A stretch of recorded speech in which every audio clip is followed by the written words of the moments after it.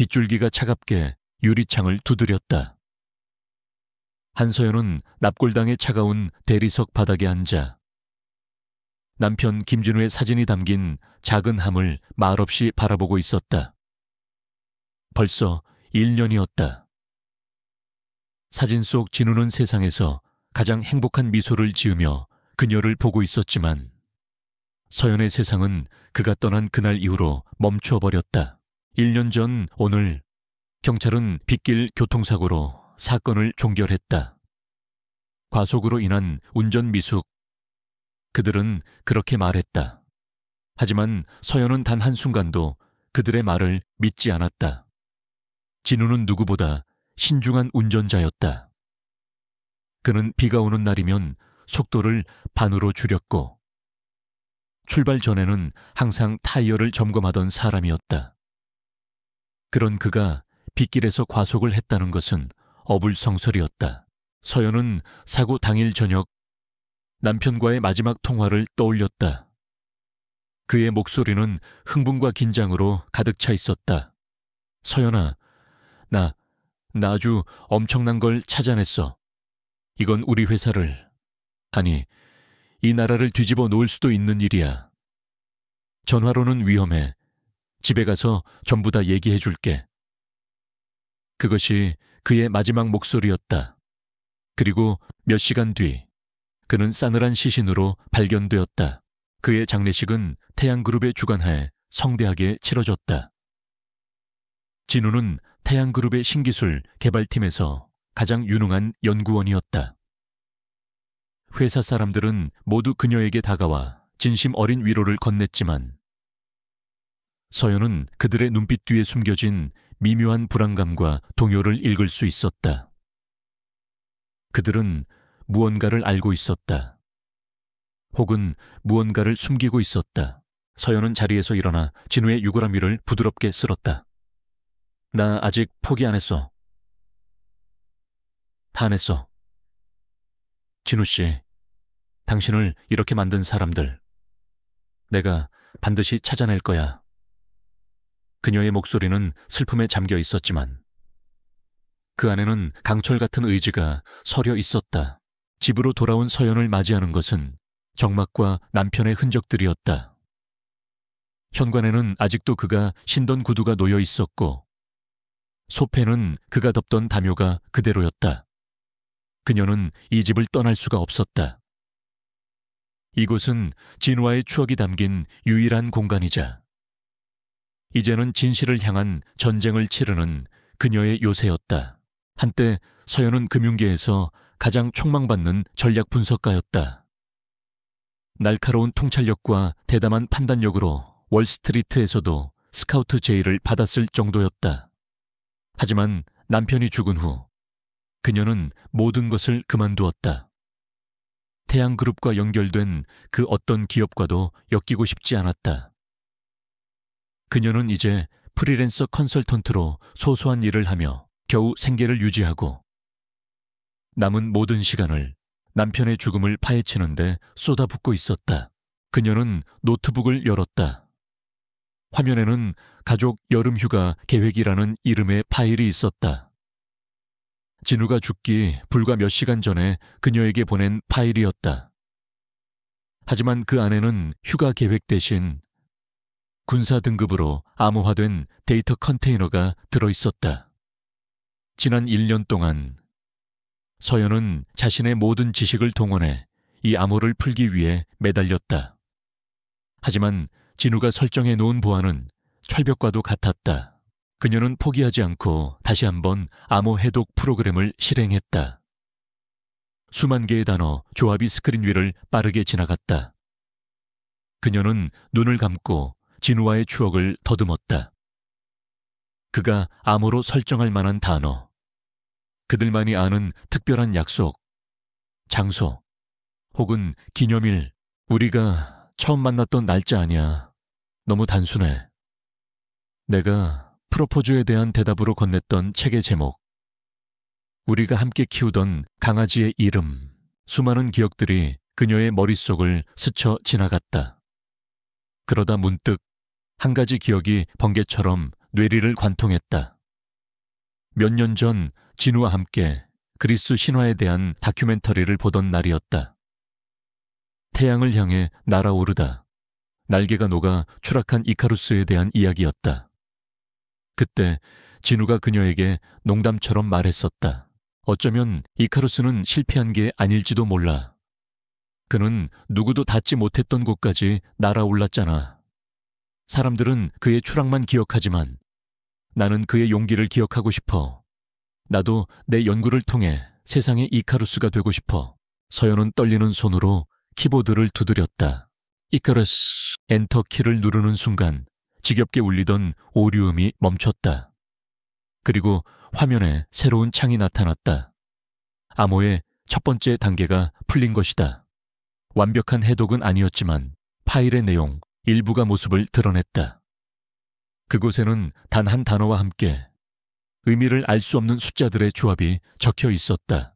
프로젝트 아이카리어스, 파일럿 테스트 보고서 TP7789, 관련 인물 KI. 서연의 심장이 미친 듯이 뛰기 시작했다. 이카루스. 그것은 단순한 신화 속 이름이 아니었다. 태양그룹 안에서 비밀리에 진행되던 프로젝트의 이름이었던 것이다. 그리고 각시 하이. 서연은 본능적으로 그 이니셜이 누구를 가리키는지 직감했다. 강일환 강일환. 태양그룹 강병철 회장의 장남이자 유력한 후계자. 그리고 진우가 평소에 가장 경계하고 껄끄러워했던 상대. 그는 자신의 이익을 위해서라면 어떤 불법적인 일도 서슴지 않는다는 소문이 파다한 인물이었다. 드디어 실마리를 잡았다. 1년간의 어둠 속에서 처음으로 발견한 한 줄기 빛이었다. 그것은 희망의 빛이 아니라 복수를 향한 차가운 불꽃이었다. 서연은 두 주먹을 불끈 쥐었다.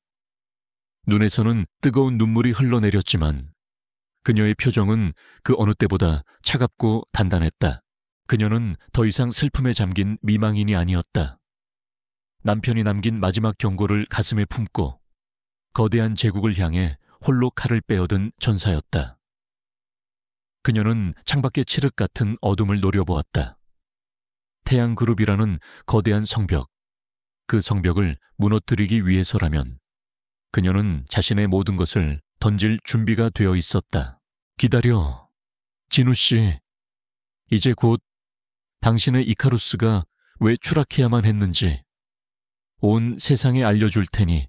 서연은 노트북 화면에 떠있는 아이카러스라는 단어를 보며 나지막이 읊조렸다. 그날 밤 그녀는 더 이상 울지 않았다. 아이카루스라는 단서는 희망인 동시에 절벽이었다. 한서연은 그 단어를 손에 쥐고 거대한 태양그룹의 성벽 앞에 홀로 선 기분이었다.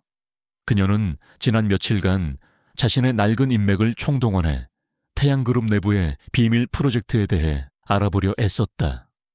과거 금융계에 몸담았을 때 알고 지냈던 애널리스트, 기자, 그리고 기업 정보원들에게까지 연락을 취했다. 하지만 결과는 처참했다.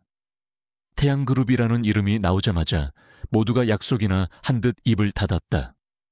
어떤 이는 전화를 끊어버렸고 어떤 이는 그녀를 모르는 사람 취급했다. 태양그룹은 단순한 대기업이 아니었다. 언론, 정치, 법조계까지 그들의 영향력이 미치지 않는 곳이 없는 거대한 제국이었다. 제국의 비밀을 건드리는 것은 곧 자신의 목을 내놓는 것과 같다는 것을 모두가 알고 있었다. 서연은 무력감을 느꼈다. 그녀가 가진 것은 남편이 남긴 암호 파일과 뛰어난 두뇌뿐이었다. 하지만 거대한 권력 앞에서 그것들은 너무나 미약했다. 그녀가 막다른 길에 다다랐다고 느끼던 그날 밤 초인종이 울렸다. 늦은 시각에 찾아올 사람은 아무도 없었다. 서연은 경계심을 품고 인터폰 화면을 쳐다보았다. 화면 속에는 짙은 어둠 속에서도 한눈에 들어오는 서늘하고 기품 있는 인상의 한 남자가 서 있었다. 검은색 코트 깃을 세운 그는 마치 밤의 일부인 것처럼 보였다. 누구시죠? 강태민입니다. 서연의 심장이 쿵 내려앉았다. 강태민, 태양그룹 강병철 회장의 숨겨진 아들. 그리고 그녀가 범인으로 의심하는 강일환의 유일한 경쟁자. 그는 언론에 거의 모습을 드러내지 않는 베일에 쌓인 인물이었다. 그런 그가 왜 자신을 찾아왔을까? 서연은 망설이다 문을 열었다. 강태민은 예고 없는 방문에 대한 사과 한마디 없이 집 안으로 들어서며 날카로운 눈으로 실내를 훑어보았다. 그의 시선은 마치 모든 것을 꿰뚫어 보는 것 같았다. 그는 남편의 흔적이 고스란히 남아있는 집의 분위기를 단번에 읽어냈다. 차 한잔 하시겠어요? 서연이 애써 침착하게 물었다. 됐습니다. 시간 없으니 본론부터 하죠. 강태민은 소파에 앉는 대신 서연의 작업용 컴퓨터가 놓인 책상으로 다가갔다. 김진우 씨가 남긴 파일. 어디까지 해독했습니까? 서연의 온몸이 얼어붙었다. 그 파일의 존재를 아는 사람은 자신뿐이라고 생각했다. 무슨 말씀이신지 모르는 척할 필요 없습니다. 한서연 씨, 당신이 지난 1년간 뭘 하고 다녔는지 나는 다 알고 있으니까. 태민의 목소리는 차가웠지만 그 안에는 묘한 힘이 실려 있었다. 그는 서연의 노트북을 가리켰다. I care us. 그게 당신이 찾아낸 전부겠죠. 서연은 더 이상 부인할 수 없었다. 이 남자는 모든 것을 알고 있었다. 당신이 이걸 어떻게 원하는 게 뭐죠? 당신과 같은 것을 원합니다. 태민은 서연을 똑바로 쳐다보았다. 그의 눈빛은 깊고 어두워서 속을 알 수 없었다. 나는 내 형 강일환이 김진우 씨를 죽였다고 확신합니다. 그리고 당신은 그 증거를 찾고 있고요. 적의 입에서 나온 남편의 죽음에 대한 확신. 서연은 혼란스러웠다. 당신은 강일환의 동생이잖아요. 그런데 왜 피를 나눴다고 해서 모두 가족은 아니니까. 강일환은 태양그룹을 파멸시킬 암 덩어리입니다. 나는 그걸 막아야 하고 그러기 위해서는 그의 약점을 잡아야 합니다. 김진우 씨의 죽음과 아이카루스 프로젝트가 바로 그 약점이고요. 태민은 자신의 상황을 간결하게 설명했다. 그는 강일환의 부패와 비리를 증명할 증거를 모아 이사회와 아버지를 설득하고 경영권을 빼앗아 와야만 했다. 그것이 그가 태양그룹 안에서 살아남을 수 있는 유일한 방법이었다. 그래서 저를 찾아온 이유가 뭐죠? 저를 이용해 당신 형의 약점을 캐내시겠다. 서연의 목소리에 날이 섰다. 이용기라? 틀린 말은 아니군요. 하지만 반대로 당신도 나를 이용할 수 있습니다. 태민은 잠시 말을 멈추고 서연에게 상상조차 할 수 없었던 제안을 던졌다. 나와 결혼합시다. 한서연 씨, 서연은 자신의 귀를 의심했다. 지금 뭐라고 했어요? 계약 결혼입니다. 서류상으로만 완벽한 부부가 되는 겁니다. 태민은 마치 비즈니스 제안을 하듯 담담하게 말을 이었다. 당신에게는 태양그룹의 안주인이라는 신분과 방패가 필요합니다. 내가 그 신분을 드리겠습니다. 내 아내가 되면 누구도 당신을 함부로 건드리지 못할 겁니다. 그리고 당신은 강일환의 가장 가까운 곳에서 합법적으로 모든 정보를 열람하고 사람들을 만날 수 있게 되겠죠. 그 대가로 나는 뭘 해야 하죠? 당신은 내 아내 역할을 하며 내 편에 서주면 됩니다. 당신의 명성과 능력이 그룹 내에서 내 입지를 다지는 데 도움이 될 겁니다. 그리고 당신이 가진 분석력을 이용해 강일환의 자금 흐름과 사업 계획의 허점을 찾아내야 합니다. 이건 거래입니다. 당신의 복수와 나의 전쟁을 위한 완벽한 동맹이죠. 서연은 할 말을 잃었다. 너무나 대담하고 비현실적인 제안이었다. 남편을 죽인 원수의 동생과 결혼하라니. 이것은 또 다른 함정일지도 몰랐다. 내가 왜 당신을 믿어야 하죠? 당신도 강씨 집안 사람이잖아요. 믿으라고 한 적 없습니다. 태민의 대답은 단호했다. 나는 당신에게 믿음을 구걸하는 게 아닙니다. 당신의 복수를 위한 가장 강력한 무기를 제안하는 겁니다. 선택은 당신 몫입니다. 지금처럼 혼자서 계란으로 바위를 치든 아니면 악마의 손을 잡고서라도 진실을 향해 가든. 태민은 자리에서 일어났다. 그는 명함 한 장을 테이블 위에 올려놓았다. 생각해보고 연락 주시죠. 하지만 명심하십시오. 강일환은 이미 당신의 존재를 눈치채기 시작했습니다. 당신에게 남은 시간은 그리 많지 않습니다. 그는 미련 없이 집을 나섰다. 홀로 남은 서연은 극심한 혼란에 휩싸였다. 강태민, 그는 적일까, 아군일까? 그의 제안은 독이 든 성배였다. 하지만 그녀는 알고 있었다. 그의 말이 틀리지 않았다는 것을. 그녀에게는 시간이 없었다. 그리고 혼자서는 결코 태양그룹을 이길 수 없었다. 그녀는 테이블 위에 놓인 명함을 집어들었다. 차가운 종이의 감촉이 그녀의 결심을 재촉하는 듯했다.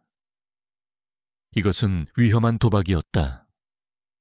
자신의 영혼을 담보로 한 가장 위험한 거래. 밤새 고민하던 서연은 동이 틀 무렵 마침내 결정을 내렸다. 그녀는 강태민의 번호로 전화를 걸었다. 수화기 너머로 잠시 침묵이 흐른 뒤 그의 차가운 목소리가 들려왔다. 결정했습니까? 당신의 제안을 받아들이겠어요. 서연의 목소리는 강하고 흔들림이 없었다. 하지만 조건이 있어요.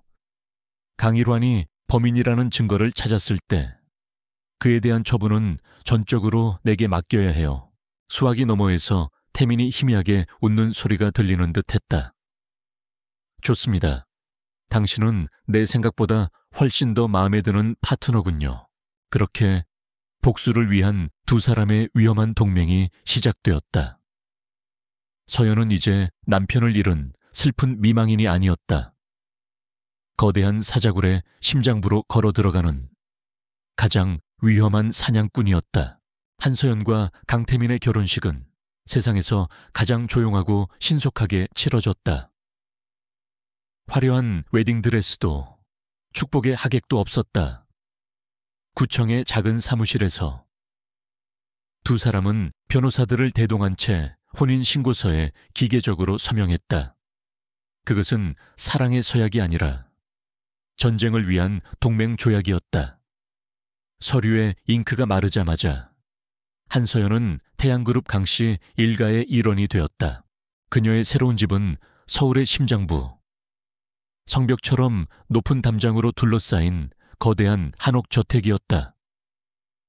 수백 년 된 소나무와 잘 가꿔진 정원이 있었지만 그곳에서는 사람의 온기가 느껴지지 않았다. 마치 모든 것이 잘 짜인 연극 무대처럼 차갑고 인공적이었다. 집안을 오가는 하인들은 그림자처럼 소리 없이 움직였고 모든 가구와 장식품들은 최고급이었지만 따뜻함보다는 위압감을 풍겼다. 이곳이 바로 그녀의 새로운 전쟁터였다. 이삿짐을 풀기도 전에 그녀는 첫 번째 관문과 마주해야 했다. 강씨 일가의 저녁 식사. 그것은 단순한 식사가 아니라 그녀를 심판하고 길들이기 위한 의식이었다. 거대한 식탁의 상석에는 태양그룹에 살아있는 신화. 강병철 회장이 앉아 있었다. 그의 날카로운 눈빛은 사람의 속을 꿰뚫어 보는 듯했다. 그의 오른쪽에는 오만한 미소를 띤 강일환이, 그리고 왼쪽에는 화려한 보석으로 치장했지만 차가운 표정의 그의 어머니, 즉 태민의 계모가 앉아 있었다. 강태민은 서연의 옆자리에 무표정한 얼굴로 앉아 있었다. 식탁 위에는 진수성찬이 차려져 있었지만 공기는 얼음장처럼 차가웠다. 죽은 남편의 1년 상도 제대로 안 치른 과부가 내 아들의 아내라. 침묵을 깬 것은 강 회장이었다. 그의 목소리는 낮고 조용했지만 그 안에는 서슬퍼런 위험이 서려 있었다. 태민이 녀석이 철이 없다고는 생각했지만 이 정도일 줄은 몰랐군. 그래서 네가 가진 게 뭐지? 죽은 남편의 명예라도 팔아서 우리 집안에 들어온 건가? 서연은 등골이 서늘해졌지만 자세를 흐트리지 않았다. 그녀는 강 회장의 눈을 피하지 않고 똑바로 마주 보았다. 제가 가진 것은 태양그룹의 미래에 대한 정확한 분석력과 전략입니다. 회장님, 그리고 돌아가신 제 남편은 명예를 팔 사람이 아니라 오히려 태양그룹을 위해 명예롭게 일하다 돌아가신 분입니다. 그녀의 당돌한 대답에 강 회장의 눈썹이 살짝 치켜 올라갔다. 강일환은 옆에서 비웃음을 터뜨렸다. 분석력과 전략이라 형수님께서는 저희 같은 기업인들 앞에서 주식 차트라도 읽어주시려나 봅니다. 그의 말에는 노골적인 조롱이 담겨 있었다. 아니면 돌아가신 김진우 연구원처럼 회사에 너무 깊은 관심을 갖다가 험한 꼴을 당할 수도 있다는 건 모르시나. 그것은 명백한 협박이었다. 서연은 속으로 분노가 치밀었지만 겉으로는 평정을 유지했다. 아주버님이야말로 회사에 깊은 관심을 가지셔야 할 텐데요. 최근 태양바이오의 주가 하락세가 심상치 않던데 3분기 실적 발표 때 어떻게 방어하실지 궁금하군요. 그녀의 날카로운 방역에 강일환의 얼굴이 순간 굳어졌다. 태양바이오는 그의 아킬레스건이었다. 서연은 그가 저녁 식사에 나오기 전 강태민이 건네준 자료를 통해 이미 그의 모든 약점을 파악하고 있었다. 어머, 천박하게 어디서 밥상머리 교육도 못 받은 티를 내니. 이번에는 태민의 계모가 날카로운 목소리로 끼어들었다. 그녀는 서연을 위아래로 훑어보며 경멸의 눈빛을 보냈다. 근본도 없는 것이 감히 어디서 배운 지식으로 우리 집안일에 끼어들어. 넌 그저 태민이 옆에 장식품처럼 앉아있으면 되는 거야. 알아들어. 서연은 이번에는 아무 대답도 하지 않았다. 그녀는 그저 말없이 고개를 숙여 수저를 들었다. 그녀의 침묵은 무시였고 어떤 말보다 더 강력한 무기였다. 그녀의 태도에 계모의 얼굴이 분노로 붉게 달아올랐다. 그때 강태민이 조용히 입을 열었다. 제 아내는 장식품이 아닙니다. 어머니, 앞으로 태양그룹의 중요한 의사결정에 참여하게 될 제 사업 파트너입니다. 그리고 다시는 제 아내에게 그런 식으로 말씀하지 마십시오. 그의 목소리는 차분했지만 그 안에는 누구도 거역할 수 없는 단호함이 담겨 있었다. 식탁에는 다시 싸늘한 침묵이 흘렀다. 서연은 자신의 옆에 앉은 남자를 힐끗 쳐다보았다. 감정 없는 그의 얼굴 뒤에 날카로운 검이 숨겨져 있음을 그녀는 보았다. 지옥 같던 저녁 식사가 끝나고 서연은 자신의 방으로 돌아왔다. 태민과의 계약에 따라 그들은 각 방을 사용하기로 했다. 방은 궁전처럼 넓고 화려했지만 그녀에게는 감옥처럼 느껴졌다. 그녀는 잠시도 쉴 틈이 없었다. 그녀는 태민이 미리 준비해둔 최고 수준의 보안장치가 된 노트북을 켰다. 강일환은 모든 중요 데이터를 개인 서버에 보관해 회사 내부망에서는 접근이 불가능해. 하지만 내 아내라는 신분이라면 그의 집무실에 들어갈 명분이 생기겠지. 태민이 남긴 말이었다. 하지만 그 전에 그녀는 태양그룹의 공식적인 데이터베이스부터 파헤쳐야 했다. 아이카루스의 흔적을 찾아야만 했다. 그녀는 태양그룹의 지난 20년간의 모든 프로젝트 기록을 검색하기 시작했다. 수백만 건의 데이터 속에서 신락 같은 단서 하나를 찾는 것은 사막에서 바늘을 찾는 것과 같았다. 밤이 깊어지고 거대한 저택은 침묵에 잠겼다. 서연은 커피로 잠을 쫓으며 끈질기게 파일을 뒤졌다. 그리고 마침내 그녀의 눈이 한 문서에서 멈췄다. 5년 전 기한된 신재생 에너지 개발 프로젝트 제안서였다. 대부분의 내용은 검은색으로 칠해져 내용을 알 수 없었지만 프로젝트의 예산 규모는 천문학적이었다. 그리고 문서의 가장 하단 결제란에 적힌 서명은 선명했다. 총괄 책임자 강일환. 프로젝트의 공식 명칭은 신재생 에너지였지만 서연은 직감했다. 이것이 바로 아이카루스의 위장된 이름이라는 것을. 그녀는 마침내 사자굴의 심장부에서 적의 꼬리를 잡았다. 게임은 이제부터 시작이었다. 한서연은 태민이 건네준 노트북 화면을 뚫어져라 쳐다보았다. 신재생 에너지 개발 프로젝트라고 명시된 문서의 결제란에 선명하게 찍힌 강일환의 서명. 그것은 마치 숲속에서 길을 잃었던 등산객이 마침내 발견한 희미한 발자국과도 같았다. 비록 발자국이 어디로 향하는지 알 수 없었지만 적어도 그녀는 이제 옳은 방향으로 가고 있다는 확신을 얻었다. 밤늦게까지 회사에 남아있던 강태민은 서연에게 걸려온 전화를 받았다. 그의 목소리는 업무에 지쳐 있었지만 서연의 발견을 듣자마자 날카로운 긴장감이 맴돌았다. 예상보다 빠르군. 그 서류는 내가 보관하고 있는 자료에는 없었어. 아마 형이 직접 따로 관리하고 있는 극비 프로젝트일 가능성이 높아. 그럼 이 신재생 에너지라는 게 아이카루스의 위장 명칭이라는 건가요? 그렇다고 봐야겠지. 형은 오래전부터 태양그룹의 기술을 이용해 불법적인 일을 꾸며왔어. 아마 이번에도 무슨 짓을 벌이려 했겠지. 그게 김진우 씨의 죽음과 관련되어 있다면 우리는 이 프로젝트의 실체를 파헤쳐야 돼. 태민은 그녀에게 다음 임무를 주었다. 내일 저녁 태양그룹이 주최하는 자선 갈라 디너가 있어. 모든 중요한 인사들이 참석하는 자리야.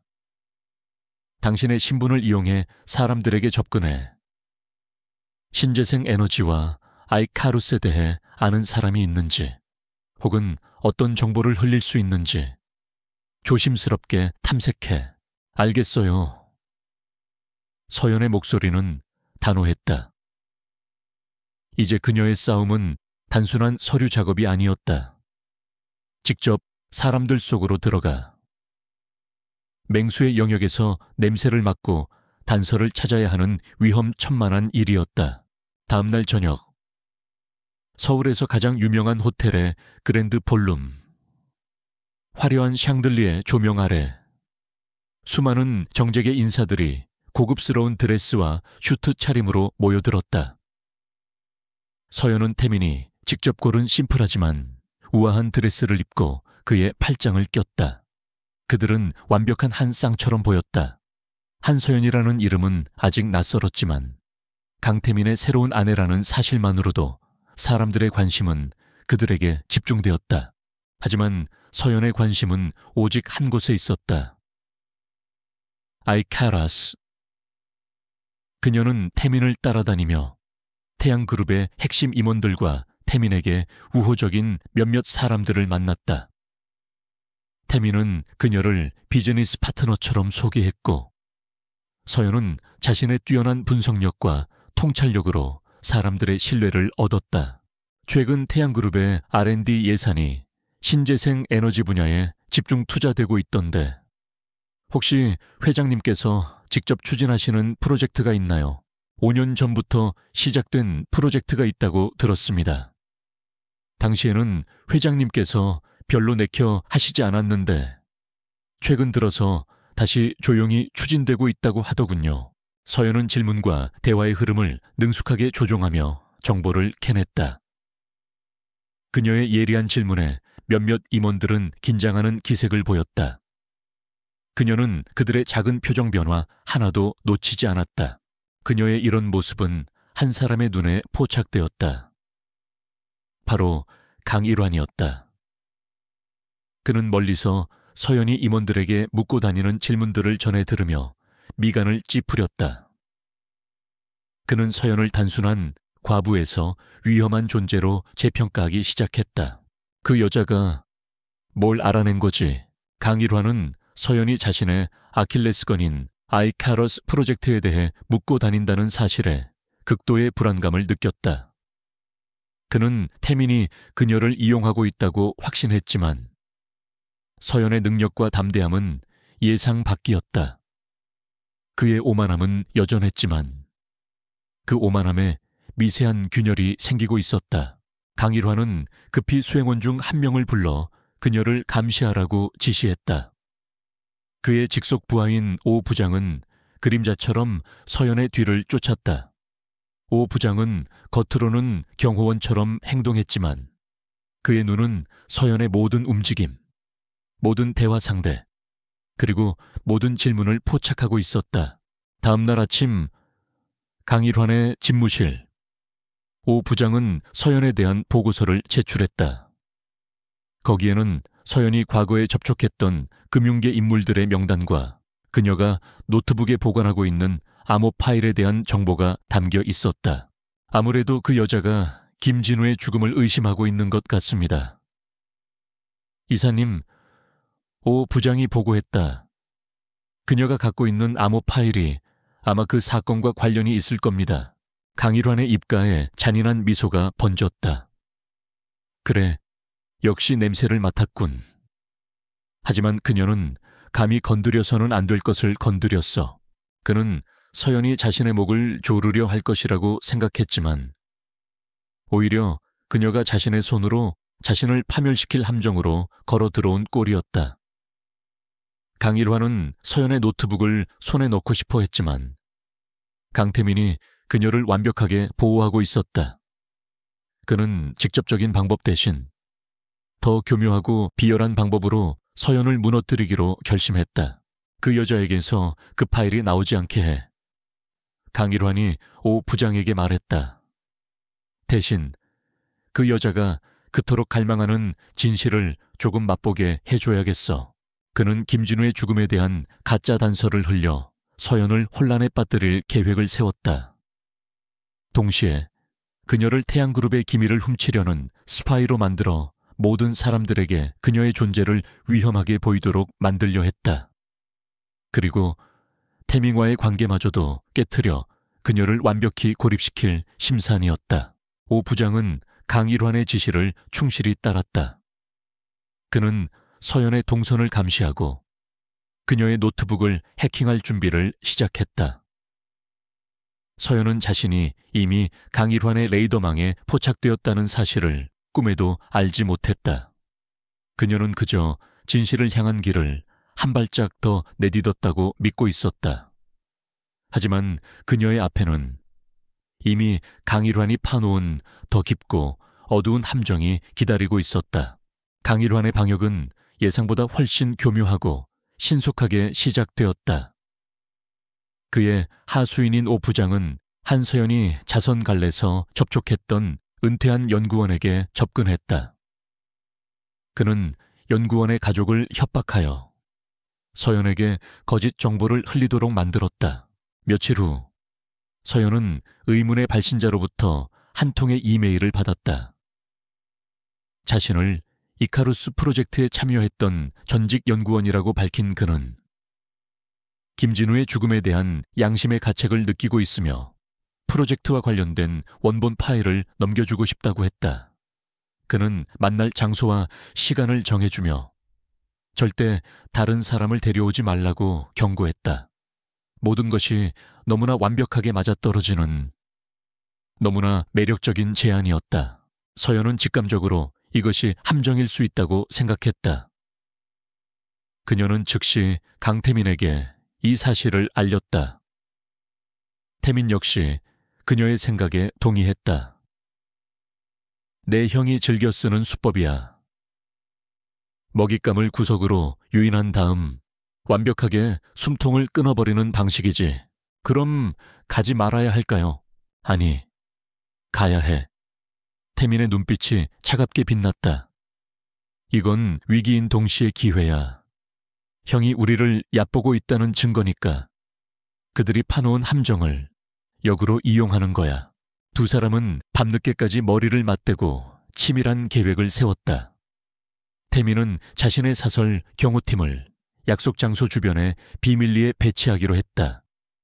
서연의 역할은 미끼였다. 그녀는 초소형 녹음기와 위치 추적 장치를 몸에 지닌 채 혼자서 약속 장소로 향하기로 했다. 약속 장소는 폐쇄된 시립도서관의 고문서 보관실이었다. 낡은 책 냄새와 먼지가 가득한 그곳은 함정을 파기에 완벽한 장소처럼 보였다. 서연이 안으로 들어서자 겁에 질린 표정의 중년 남자가 그녀를 기다리고 있었다. 그가 바로 거짓 정보를 흘린 연구원이었다. 정말 혼자 오셨습니까? 네, 파일은 어디 있죠? 남자는 떨리는 손으로 검은색 서류 가방을 그녀에게 건넸다. 여기에 이카루스의 모든 것이 들어 있습니다. 이걸 받으셨으니 제발 제 가족은 그 순간이었다. 서연이 서류 가방을 받아드는 순간 보관실의 모든 문이 동시에 열리며 수십 명의 남자들이 들이닥쳤다. 태양그룹의 감사팀 직원들과 강일환의 비서실 사람들이었다. 그리고 그들의 선두에는 악어의 미소를 띤 강일환이 서 있었다. 이게 무슨 짓입니까? 아주버님, 서연은 당황하지 않고 침착하게 물었다. 내가 묻고 싶은 말이요. 재수씨, 강일환은 과장된 실망감과 분노를 연기했다. 내 동생의 아내가 회사의 1급 기밀 문서를 외부로 빼돌리려는 현장을 내가 직접 목격하게 될 줄이야. 정말 실망이 크군. 감사팀장이 다가와 서연이 들고 있던 서류 가방을 빼앗아 열었다.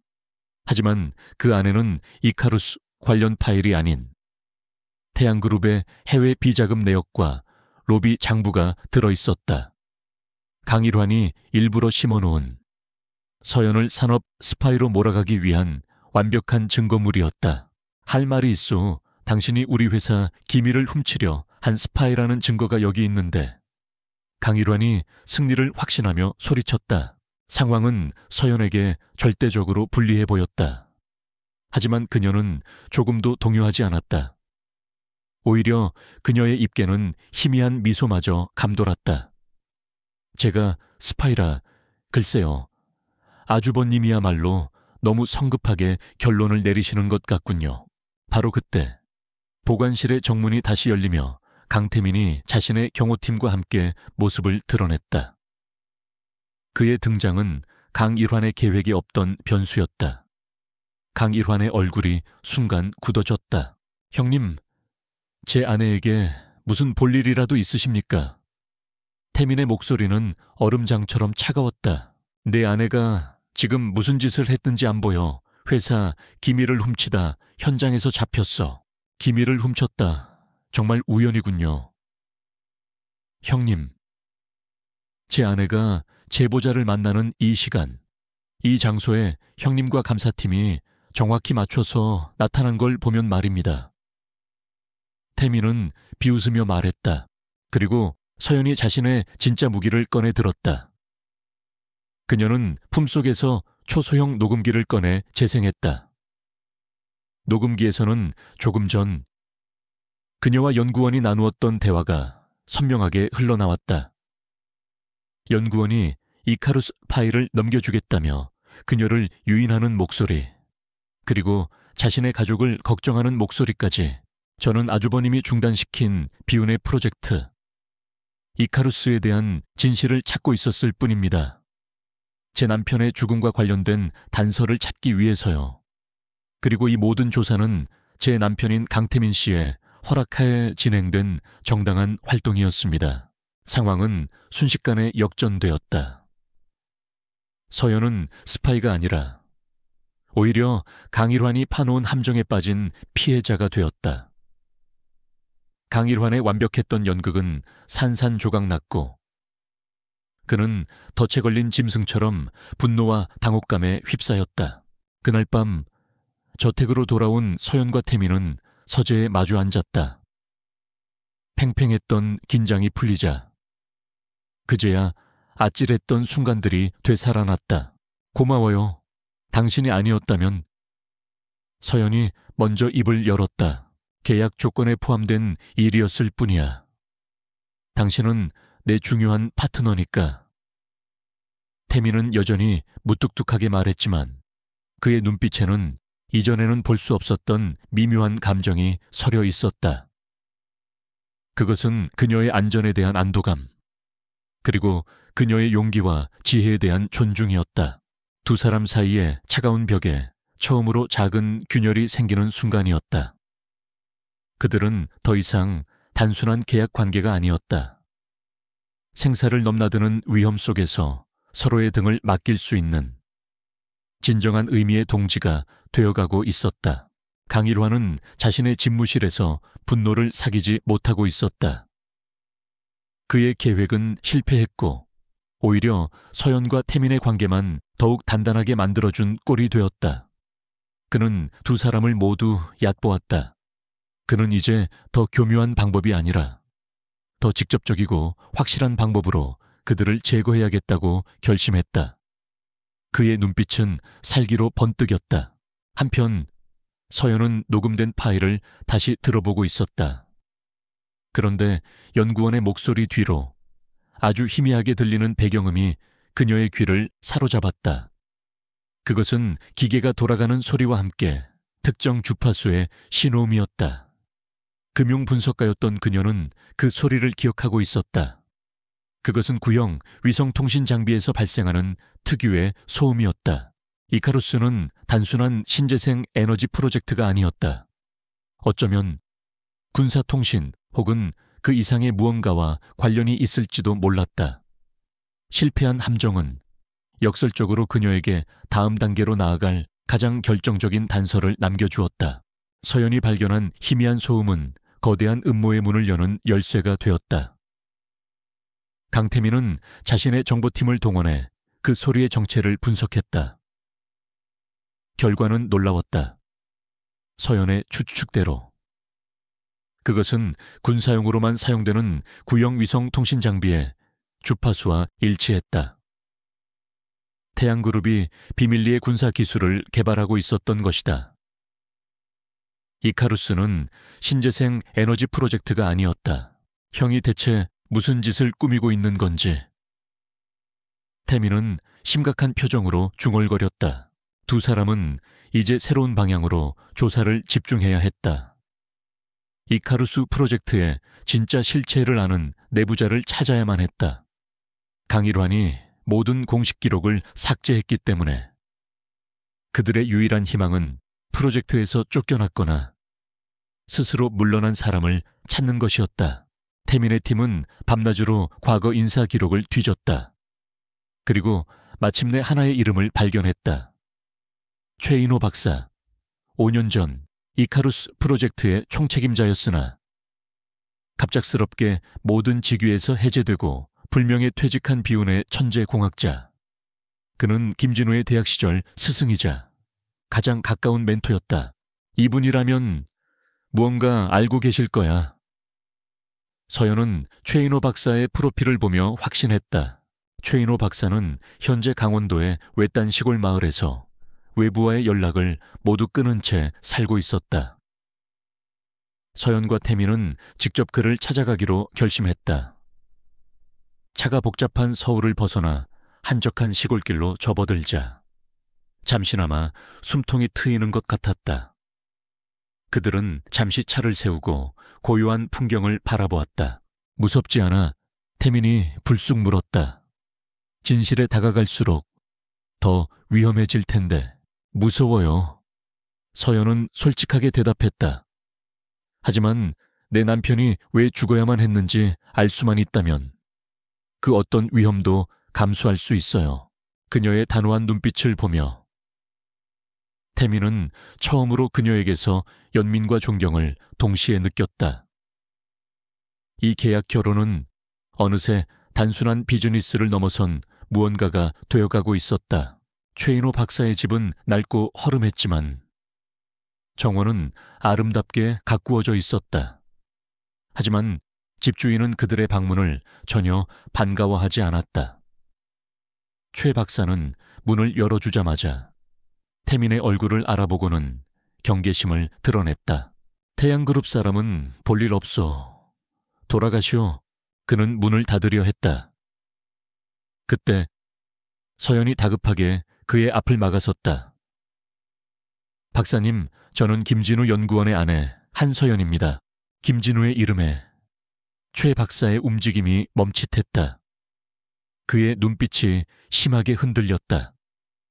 그는 잠시 망설이다. 마지못해 두 사람을 집 안으로 들였다. 진우, 그 아이는 내 최고의 제자였어. 내 아들 같았지. 최 박사는 떨리는 목소리로 말했다. 그 아이가 그렇게 허망하게 갈 줄은. 사고가 아니에요. 서연이 단호하게 말했다. 박사님도 알고 계시잖아요. 진우 씨는 살해당했어요. 이카루스 프로젝트 때문에. 최 박사는 고개를 저으며 괴로워했다. 그 이름은 입에 담지도 마시오. 당신들, 지금이라도 당장 멈추시오. 그러다 당신들도 진우처럼 될 수 있단 말이오. 그는 이미 모든 것을 포기한 사람처럼 보였다. 태양그룹이라는 거대한 권력에 맞서다 모든 것을 잃은 자의 깊은 절망감이 느껴졌다. 태민이 논리적으로 그를 설득하려 했지만 최 박사는 요지부동이었다. 그때 서연이 그의 앞에 조용히 무릎을 꿇었다. 부탁드립니다. 박사님. 그녀의 눈에서 눈물이 흘러내렸다. 진우 씨는 항상 박사님을 존경했어요. 박사님처럼 세상을 바꾸는 위대한 기술을 만들고 싶어 했어요. 제발, 제 남편의 죽음이 헛되지 않도록 도와주세요. 그가 지키려 했던 진실이 무엇이었는지 알려주세요. 서연의 진심 어린 호소에 최 박사의 단단했던 방어벽이 무너져 내렸다. 그는 오랫동안 잊고 있던 제재에 대한 애정과 죄책감에 눈시울을 붉혔다. 그는 마침내 수년간 자신을 짓눌러 왔던 무거운 비밀을 털어놓기 시작했다. 이카루소는 처음에는 국방부를 위한 차세대 위성 방어 시스템 개발 프로젝트였소. 인류를 지킬 수 있는 위대한 기술이었지. 진우도 그 꿈을 믿고 프로젝트에 참여했소. 하지만 강일환이 프로젝트를 강탈하면서 모든 것이 변질되었다. 그는 개발 기간을 단축시키기 위해 안전 절차를 무시했고 연구원들을 압박했다.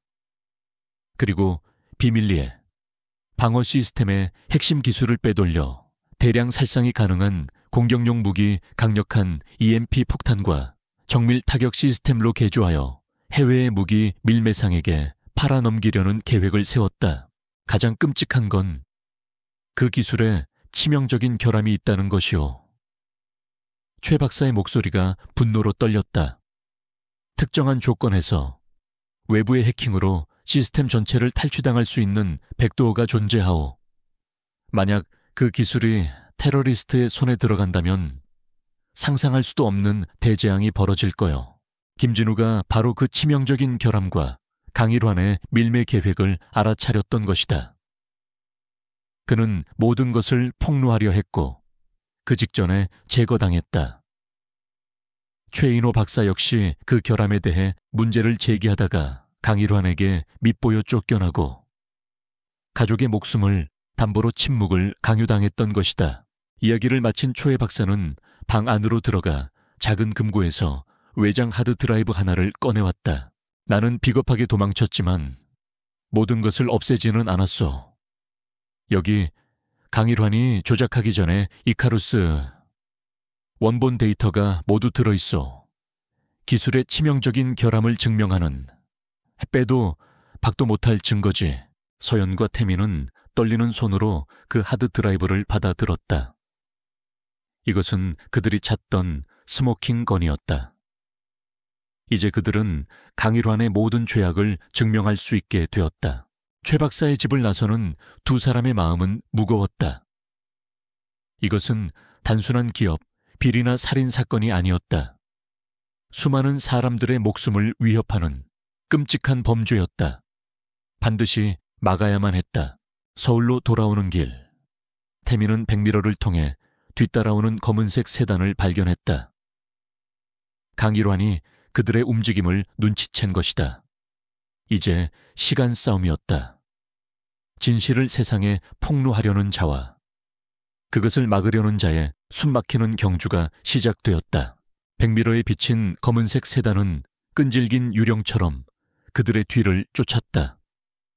강태민은 핸들을 거칠게 꺾으며 좁은 시골길을 질주했다. 타이어가 비명을 지르며 아스팔트에 마찰하는 소리가 고요한 시골의 정적을 깨뜨렸다. 이것은 더 이상 암투나 심리전이 아니었다. 강일환이 마침내 발톱을 드러낸 것이다. 꽉 잡아 태민의 외침과 함께 차는 구불구불한 산길로 접어들었다. 서연은 옆에 놓인 외장 하드 드라이브를 가슴에 꼭 껴안았다. 저 안에 든 것은 단순한 데이터가 아니었다. 남편의 명예와 수많은 사람들의 목숨, 그리고 강일환을 무너뜨릴 유일한 무기였다. 그녀는 절대로 이것을 빼앗길 수 없었다. 몇 시간에 걸친 숨막히는 추격전 끝에 태민은 마침내 그들을 따돌리는 데 성공했다. 하지만 두 사람 모두 알고 있었다. 이것은 끝이 아니라 시작이라는 것을. 강일환이 그들이 최인호 박사를 만났다는 사실을 안 이상 이제 그는 수단과 방법을 가리지 않을 것이다. 그들은 강씨 저택으로 돌아가는 대신 태민이 비밀리에 마련해둔 서울 근교의 한 안전가옥으로 향했다. 외부와 완벽히 차단된 그곳은 그들의 새로운 작전 기지가 되었다. 시간이 없어. 안전가옥에 도착하자마자 태민이 말했다. 그의 내부 정보원으로부터 긴급 연락이 와 있었다. 형이 이카루스 밀매 계약을 갑자기 앞당겼어.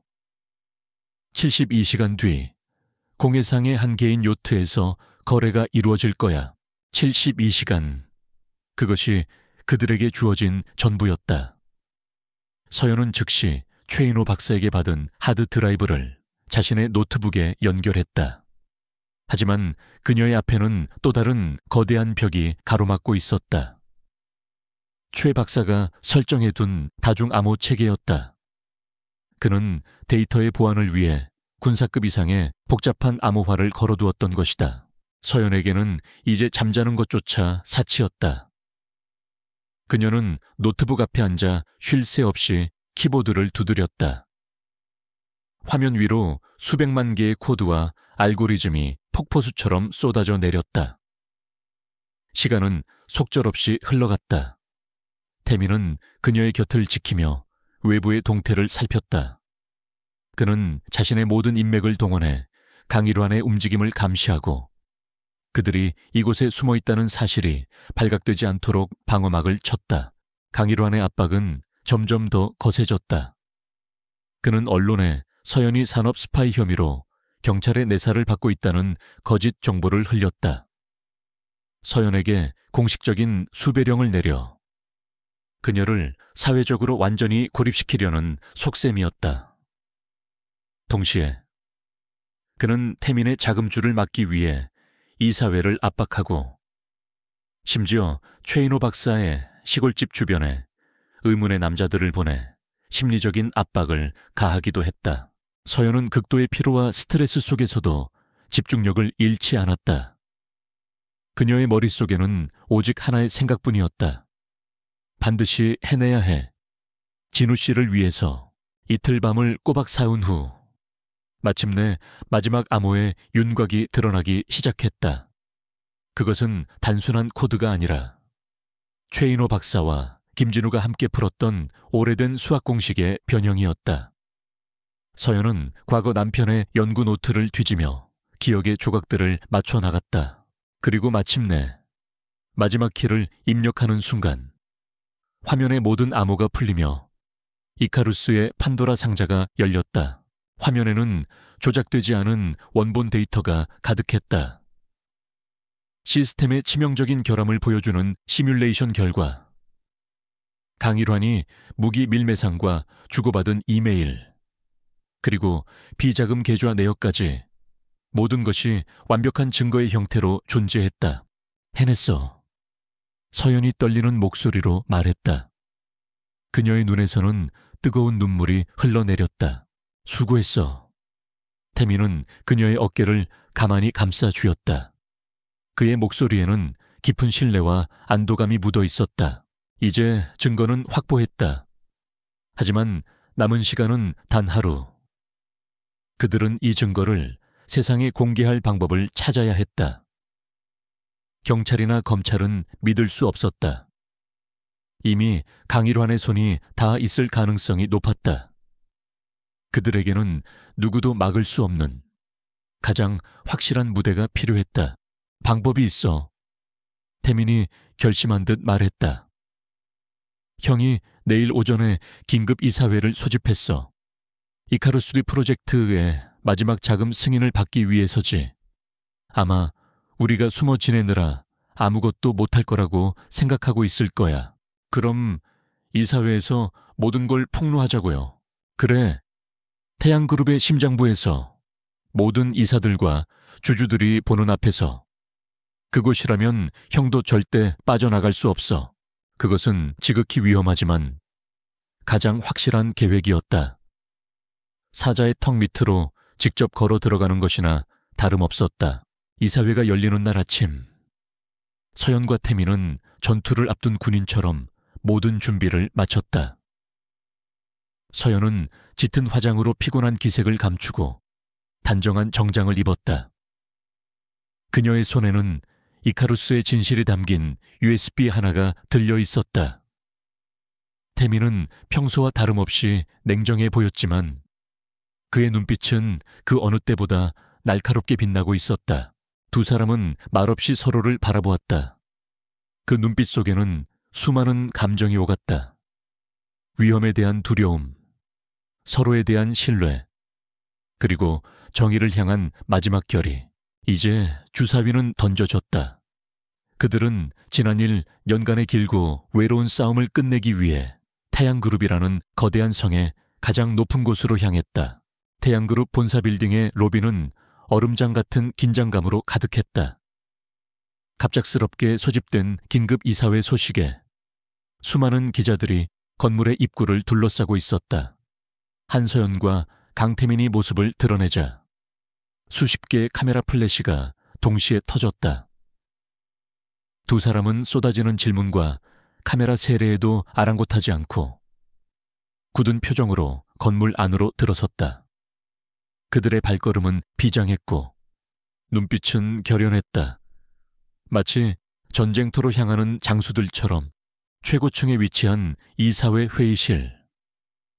거대한 원목 테이블 주위로 태양그룹의 핵심 이사들이 모두 모여 있었다. 상석에는 강병철 회장이 무거운 표정으로 앉아 있었고 그의 옆에서 강일환은 자신감 넘치는 미소와 함께 신재생 에너지 프로젝트의 최종 투자 승인을 위한 프레젠테이션을 진행하고 있었다. 그는 서연과 태민이 아직 어딘가에 숨어 아무것도 할 수 없으리라 확신하고 있었다. 바로 그때 회의실의 육중한 문이 열리며 서연과 태민이 들어섰다. 모든 이사들의 시선이 그들에게 쏠렸다. 강일환의 얼굴에서 미소가 사라지고 경악과 분노가 그 자리를 대신했다. 내 어희들이 감히 여길 어디라고 들어와 당장 끌어내. 강일환이 보안 요원들을 향해 소리쳤다. 저 여자는 지금 산업 스파이 혐의로 수배 중인 범죄자야. 보안 요원들이 서연에게 다가서려는 순간 태민이 그들을 막아섰다. 그의 목소리는 회의실 전체를 울릴 만큼 낮고 힘이 있었다. 잠깐, 나 또한 이 회사의 대주주이자 강병철 회장님의 아들로서 이사회에 긴급 안건을 상정할 권리가 있습니다. 지금 강일환 이사가 승인받으려는 프로젝트에 대해 여기 계신 모든 분들이 반드시 아셔야 할 중대한 정보가 있습니다. 회의장은 술렁거렸다. 강 회장은 못마땅한 표정을 지었지만 모든 이사들이 보는 앞에서 아들의 정당한 권리를 막을 수는 없었다. 그는 마지못해 고개를 끄덕였다. 모두의 예상을 깨고 연단으로 나아간 사람은 태민이 아닌 서연이었다. 그녀는 태연하고 침착했다. 그녀의 손에는 작은 USB 하나가 들려 있었다. 그녀는 먼저 고개를 숙여 이사들에게 인사를 했다. 그리고는 남편 김진우의 사진을 스크린에 띄웠다. 여기 계신 많은 분들이 제 남편, 구 김진우 수석연구원을 기억하실 겁니다.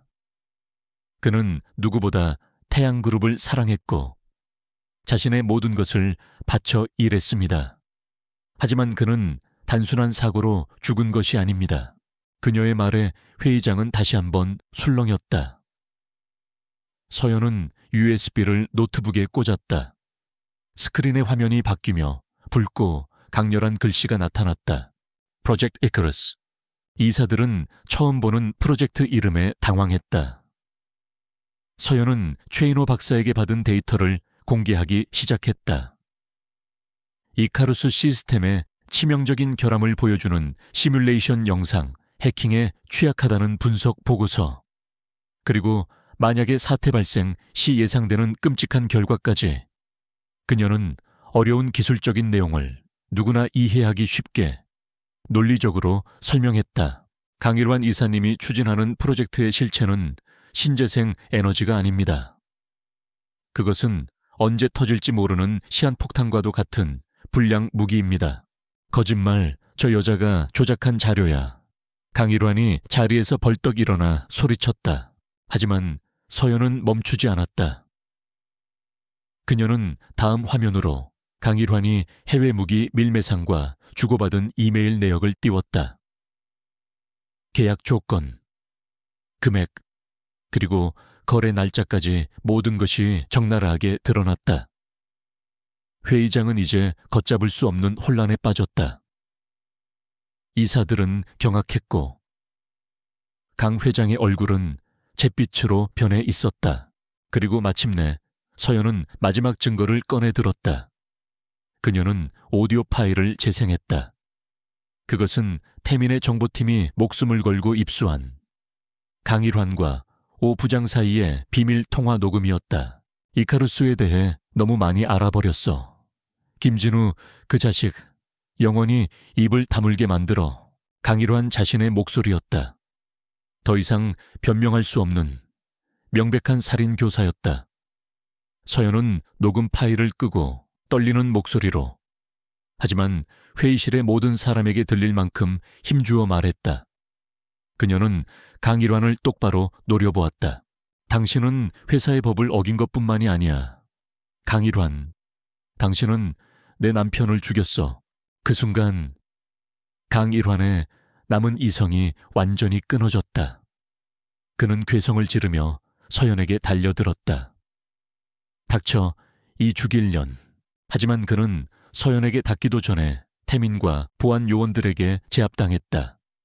그는 덫에 걸린 야수처럼 발버둥치며 저주를 퍼부었다.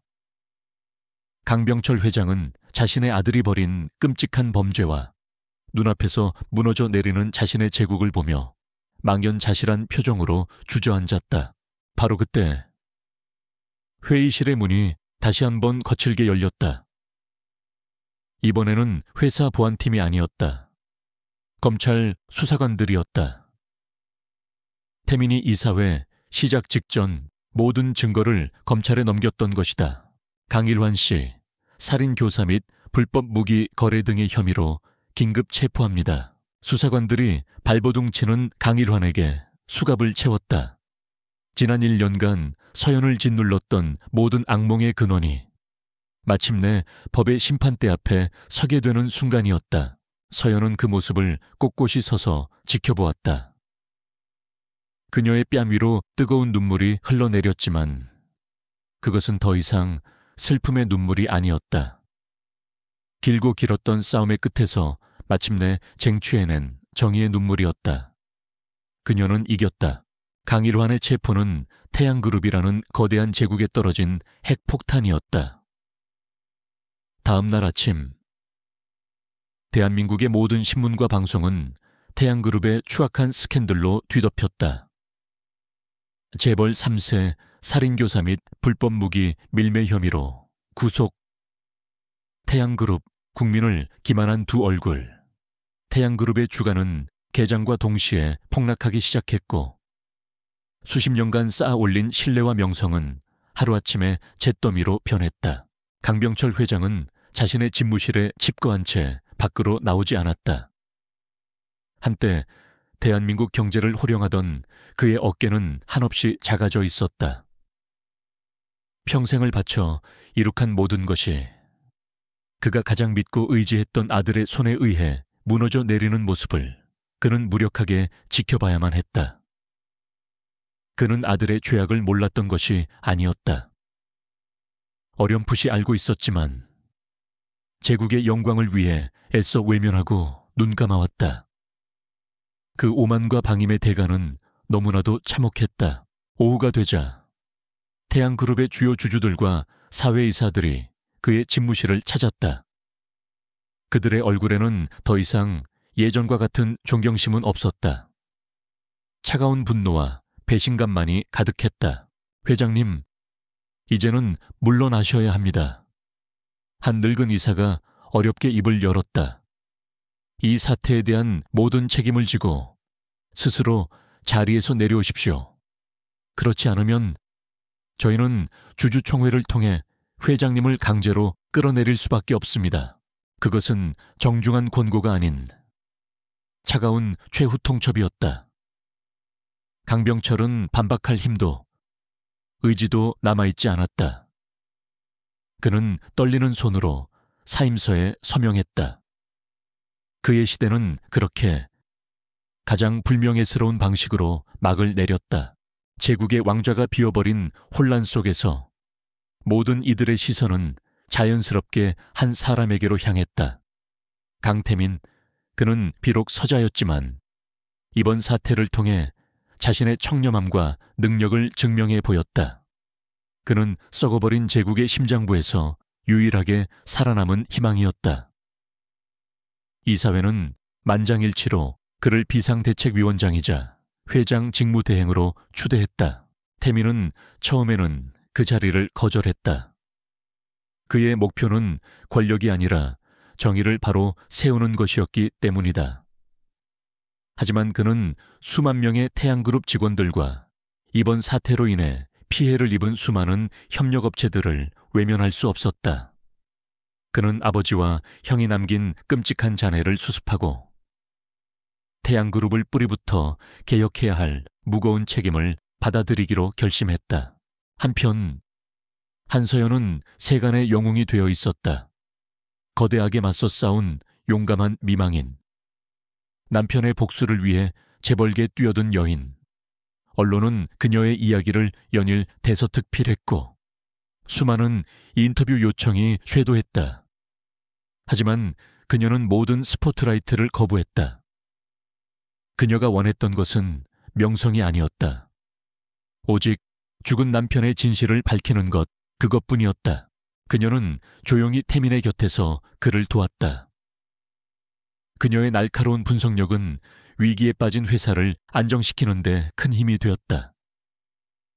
그녀는 강일환이 심어놓은 부패한 임원들을 색출해내고 비자금의 흐름을 추적하여 회사의 재무구조를 투명하게 개혁하는 작업을 주도했다. 그녀는 더 이상 복수심에 불타는 미망인이 아니라 자신의 능력을 이용해 무너진 제국을 재건하는 유능한 전략가였다. 법의 심판은 공정하게 계속되었다. 강일환의 하수인이었던 오 부장 역시 체포되어 모든 죄를 자백했다. 김진우의 사고를 단순 교통사고로 위장하는 데 협력했던 부패한 경찰 간부들도 모두 법의 심판을 받았다. 강일환이 구축했던 거대한 범죄 네트워크는 그렇게 뿌리째 뽑혀나갔다. 며칠 뒤 늦은 밤, 태민과 서연은 이제는 주인을 잃은 회장 집무실에서 잠시 숨을 돌리고 있었다. 통유리창 너머로 서울의 야경이 펼쳐져 있었다. 그들은 오랫동안 아무 말도 하지 않았다.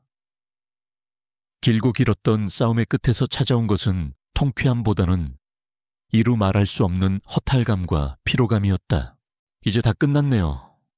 서연이 먼저 침묵을 깼다. 우리 계약도 이제 끝난 거겠죠. 그녀의 말에 태민은 창밖을 보던 시선을 돌려 그녀를 바라보았다. 그렇다. 그들의 결혼은 복수와 전쟁을 위한 계약이었다. 그리고 이제 그 목적은 모두 달성되었다.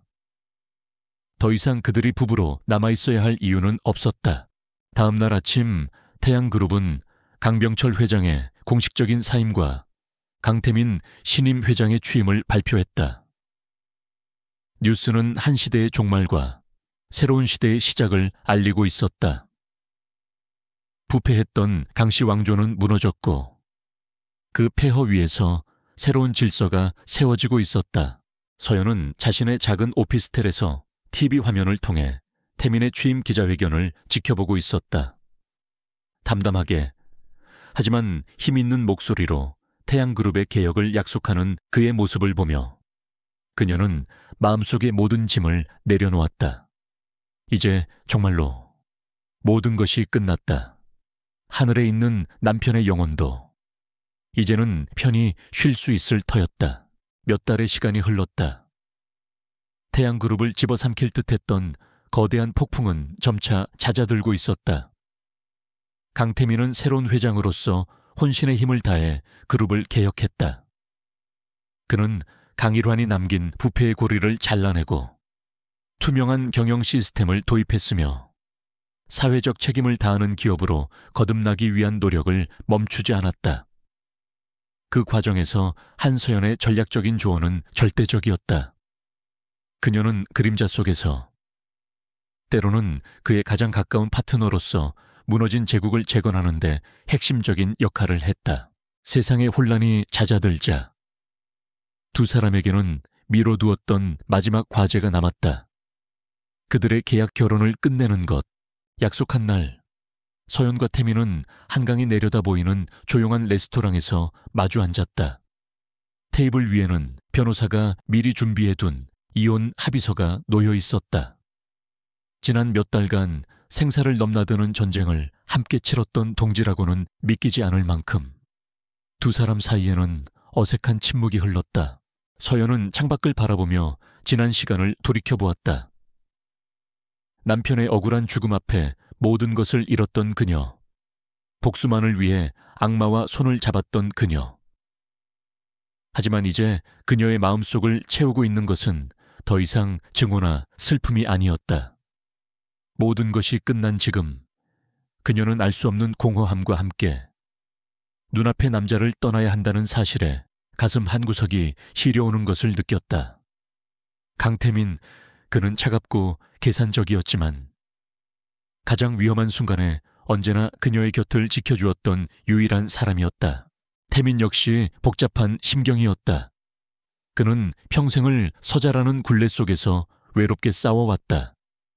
그에게 인간관계란 이용하거나 혹은 이용당하는 것에 불과했다. 하지만 한서연은 달랐다. 그녀는 그의 파트너였고 동지였으며 그가 처음으로 자신의 모든 것을 보여준 유일한 사람이었다.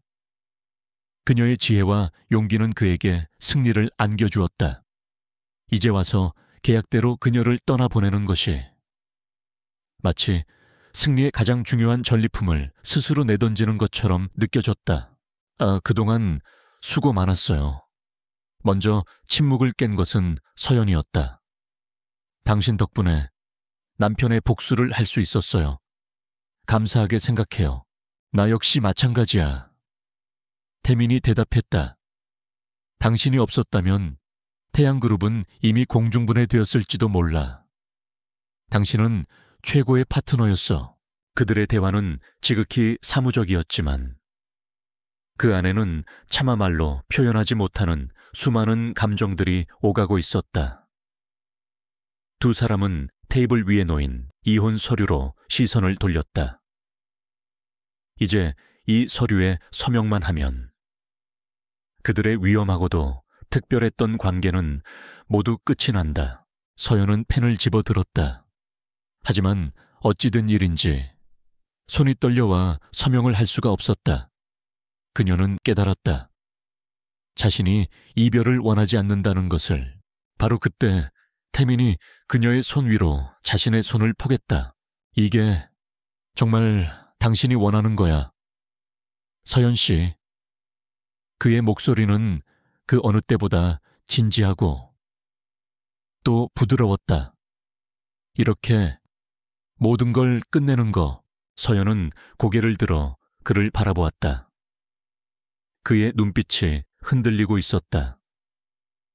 평생을 얼음처럼 살아왔던 남자의 눈에 뜨거운 감정이 담겨 있었다. 우리의 계약은 끝났어. 하지만 나는 우리의 관계가 끝나기를 원하지 않아. 태민은 어렵게, 하지만 진심을 담아 말했다. 당신과 함께 있을 때 나는 처음으로 내가 살아있다고 느꼈어.